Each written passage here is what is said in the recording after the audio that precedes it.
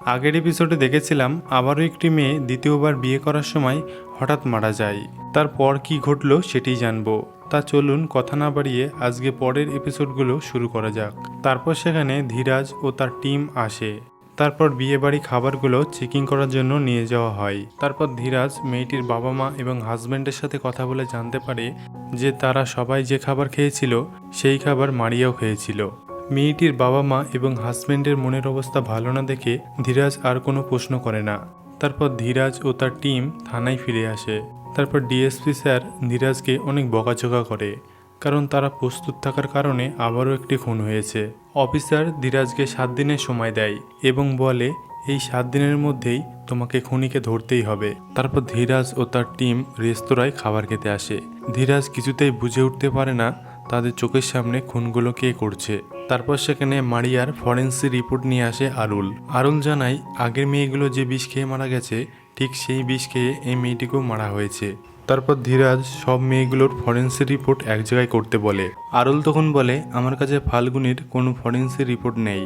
ধীরাজ তখন বলে ওটা তুমি চিত্রের কাছ থেকে নিয়ে নেবে, ওটা তো ওর থানার মধ্যেই পড়ে। চিত্রা কোনো কথা বলে না। তারপর চিত্রা বলে ফাল্গুনির কোনো ফরেন্সিক রিপোর্ট করা হয়নি। ধীরাজ তখন অবাক হয়। তারপর ধীরাজ বড়ালকে ডাকে এবং বড়ালকে ধীরাজ প্রশ্ন করে যে ফাল্গুনির কেসের ফরেন্সিক রিপোর্ট কেন করা হয়নি। বড়াল তখন বলে স্যার মেয়েটি দ্বিতীয়বার বিয়ে করেছিল তো তাই লজ্জায় সুইসাইড করেছে। ধীরাজ তখন বলে আপনি কি করে জানলেন? বড়াল তখন বলে স্যার এত কেস সলভ করলাম আর এটি জানতে পারবো না। ধীরাজ তখন বড়ালকে বলে ফাল্গুনের কেসের ফরেন্সিক রিপোর্ট করিয়েছিলেন। বড়াল তখন চুপচাপ থাকে, কোনো কথা বলে না। ধীরাজ তখন বুঝতে পারে ফাল্গুনের কেসের কোনো কিছুই করা হয়নি। তাই ধীরাজ তখন রেগে যায় আর বড়ালকে প্যান্ট খুলতে বলে। বড়ালের জন্য ধীরাজের প্ল্যান ভেস্তে যাচ্ছে, তাই ধীরাজ বড়ালের প্যান্ট খুলে বড়ালকে পেটাবে। তারপর চিত্রার কাছে একটি কল আসে এবং চিত্রা বাইরে চলে যায়। বাইরে এসে চিত্রা অনেক হাসতে থাকে কারণ বড়ালের এমন অবস্থা দেখে। তারপর চিত্রা ফোনটি রিসিভ করে। ফোনটি এসেছে অনাথ আশ্রম থেকে। অনাথ আশ্রমের ম্যানেজার চিত্রাকে তানিয়ার সেই পাতানো ভাইয়ের নাম ঠিকানা দেয়। ছেলেটির নাম ছিল চিরায়ু। চিত্রার মনে তখন সন্দেহ জাগে। চিত্রা তখন ফাল্গুনি ও স্নেহার বিয়ের ভ্যান্ডলিস্টে দেখে একই লোক ফুল দিয়েছে, তার নামও চিরায়ু। চিত্রা তখন ধীরাজকে বলে স্যার স্নেহা ও ফাল্গুনের বিয়েতে একই লোক ফুল দিয়েছে, তার নাম চিরায়ু। আর তানিয়ার এক ক্লোজ ভাই ছিল, তার নামও চিরায়ু। এমনকি ঠিকানাটাও মিলে যাচ্ছে। ধীরাজ মনে করে এই চিরায়ু খুনি হতে পারে। তাই ধীরাজ চিত্রাকে চিরায়ুকে তুলে আনতে বলে। তারপর চিত্রা এবং তার পুরো টিম পৌঁছে যায় চিরায়ুর ফুলের দোকানে, কিন্তু গিয়ে দেখে চিরায়ুর দোকান বন্ধ আছে। চিত্রা তখন তালা ভেঙে ভেতরে ঢুকে সবকিছু তল্লাশি করে। তখনই সেখানে চিরায়ুর বাড়িওয়ালা চলে আসে এবং চিত্রাকে বলে সার্চ ওয়ারেন্ট ছাড়া বাড়ি সার্চ করতে দিতে চায় না। চিত্রা তখন বাড়িওয়ালাকে বলে পুলিশ চিরায়ুকে খুঁজে বেড়াচ্ছে, কিন্তু কিছুতেই বাড়িওয়ালা সার্চ ওয়ারেন্ট ছাড়া পুলিশকে বাড়ি সার্চ করতে দিতে চায় না। চিত্রা তখন ওই লোকটির বাড়িটা একটু দেখতে চায়। লোকটি তখন চিত্রাকে তার বাড়িতে নিয়ে আসে এবং চিত্রা সেখানে একটি মহিলাকে দেখতে পায়। মহিলাটি চিত্রাকে দেখে সেখান থেকে চলে যায়। তারপর চিত্রা থানায় ফিরে আসে। তারপর চিত্রা চিরায়ুর ফেসবুকে চিরায়ুর ছবি দেখতে পায়। ছবিটা দেখে চিত্রা বুঝতে পারে এই হলো সেই ছেলে যেদিন বিয়ে বাড়িতে চিত্রার পাশে এসে বসেছিল। চিত্রা তখন চিরায়ুকে খুঁজতে বেরোলে দেখে চিরায়ু নিজেই থানায় হাজির হয়েছে। চিরায়ু চিত্রাকে বলে আমাকে আপনারা খুঁজছিলেন? চিত্রা এবং বাকি সবাই অবাক হয়। তারপর চিরায়ুকে একটি ঘরে নিয়ে যাওয়া হয়। তারপর চিরায়ুকে জিজ্ঞাসাবাদ করার জন্য ধীরাজ আসে। ধীরাজ তখন চিরায়ুকে প্রশ্ন করে ফাল্গুনি, স্নেহা, তানিয়া এবং মারিয়ার বিয়ের ফুল তুমিই তো দিয়েছো তাই না? চিরায়ু বলে হ্যাঁ আমি দিয়েছিলাম, কিন্তু কি কাকতালীয় ব্যাপার বলুন তো, 4 জনই মারা গেল। ধীরাজ তখন চিরায়ুকে প্রশ্ন করে যে 4 জনের কি কি ফুল পছন্দ ছিল। চিরায়ু তখন সবার পছন্দের ফুলের নাম বলতে থাকে। চিরায়ু বলে তানিয়ার সব ফুল পছন্দ ছিল, তানিয়া আমাকে ভাইয়ের মতো ভালোবাসতো। কেন যে সুইসাইড করলো ঠিক সেই সময়ে চিত্রা আসে। চিরায়ু চিত্রাকে দেখে একটু নার্ভাস হয়ে পড়ে। ধীরাজ চিরায়ুকে প্রশ্ন করে যে তুমি কত বছর বয়সে অনাথ আশ্রমে গিয়েছিলে? চিরায়ু বলে 8 বছর বয়সে। চিত্রা তখন চিরায়ুকে প্রশ্ন করে যে তোমার বাবা মার সাথে কেমন সম্পর্ক ছিল? চিরায়ু তখন বলে খারাপ ছিল, কিন্তু আমার তাতে কোনো দুঃখ ছিল না, কারণ আমার দাদা আমাকে খুব ভালোবাসতো। চিরায়ু তখন বলে আমার বাবা আর দাদা বিষ খেয়ে মারা যায়, আমিও খেয়েছিলাম, কিন্তু আমি বেঁচে চাই। আমার মা ছোটবেলায় আমাদের ছেড়ে চলে গিয়েছিল। চিত্রা তখন বলে, মা বাড়ি ছেড়ে চলে গিয়েছিল কেন? তোমার বাবা কি তোমার মায়ের সাথে ঝামেলা করতো? চিত্রা তখন চিরায়ুকে প্রেশার দিতে থাকে, আর চিরায়ু নার্ভাস হয়ে পড়ে। তারপর চিত্রা ও ধীরাজ একটু বাইরে আসে। ধীরাজ চিত্রাকে বলে, ও ভালো করে জানে আমাদের কাছে কোনো এভিডেন্স নেই, তাই ও এখানে এসেছে। তখনই থানার এক পুলিশ এসে বলে, ম্যাডাম, তানিয়ার মেয়ে থানায় এসেছে, বলছে কি একটা মনে পড়েছে, সেটা শুধু আপনাকেই বলবে।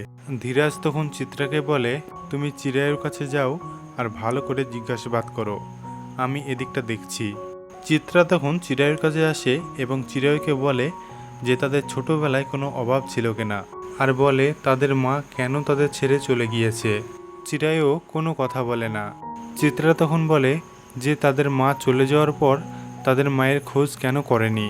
চিরায়ু তখন একটু রেগে বলে, যে মা তার সন্তানদের রেখে চলে যায় সেই মায়ের খোঁজ নিয়ে কী লাভ।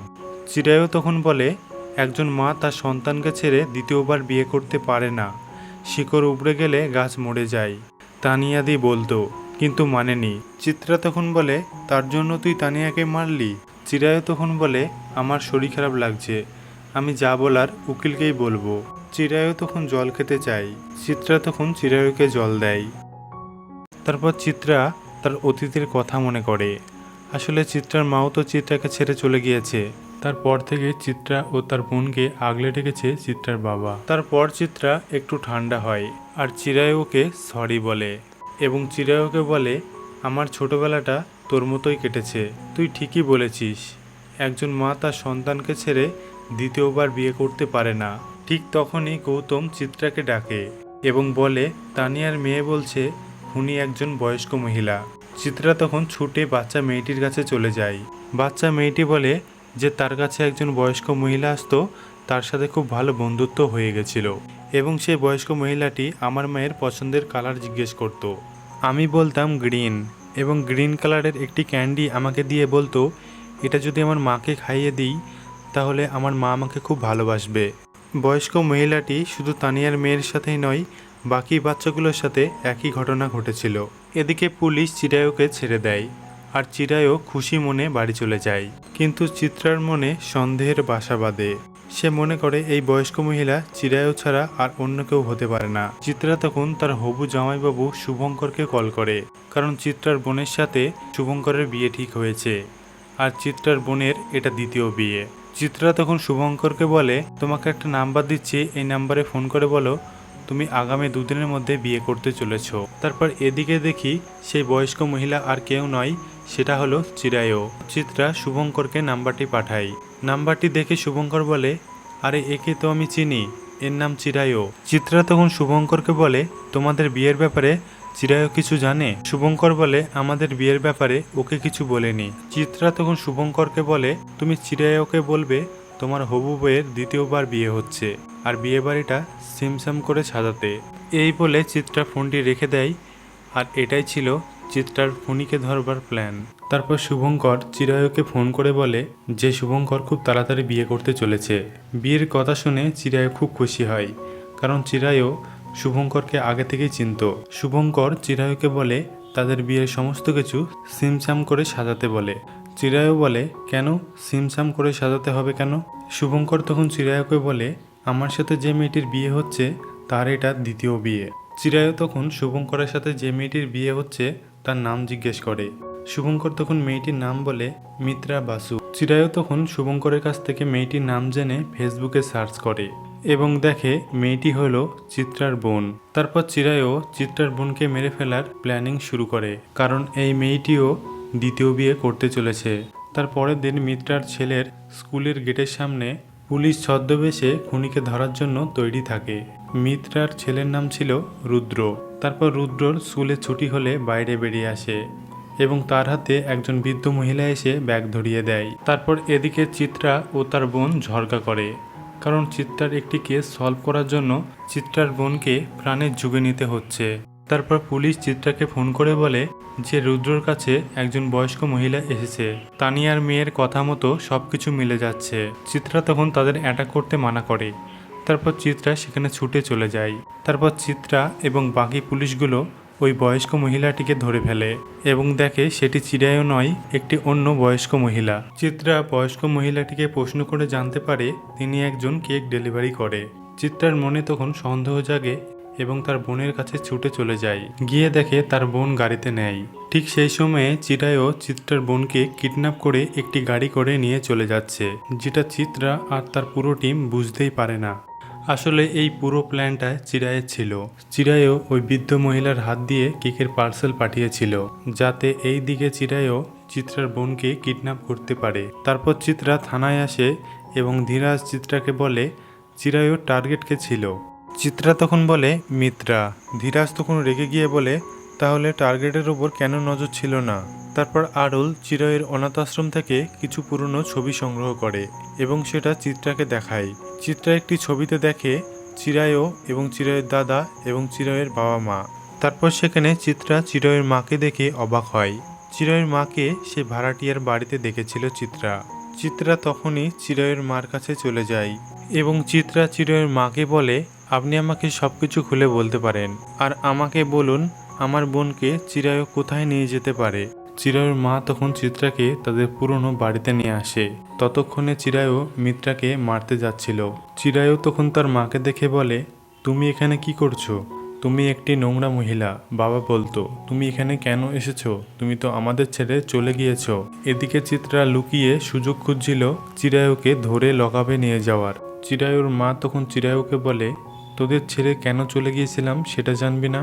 চিরায়ুর মা তখন চিরায়ুকে বলে তোদের বাবা রোজ মদ খেয়ে আমাকে মারধর করতো, এমনকি আমাকে ভয় দেখিয়েছিল যদি আমি ছেড়ে চলে যাই তাহলে আমাকে মেরে ফেলবে আর তোদেরও বাঁচতে দেবে না। তার সত্ত্বেও আমি বাড়ি ছেড়ে চলে এসেছিলাম।